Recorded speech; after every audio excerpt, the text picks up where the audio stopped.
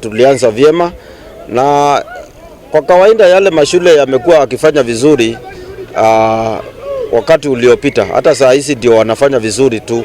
Ni kama talanta zao bado wanaendelea kuzinawiri. Na national teams wakikuja hapa watatap talents ambazo zitakuwa hapa, na hao watoto wanaweza hata kupelekwa kwa talent schools ambapo watakuzwa na baadaye utakuta kwamba ndio wako katika national teams. So I would like to encourage the parents that if our boy is talented, let him be given an opportunity, because still in co-curricular it gives him discipline and hard work.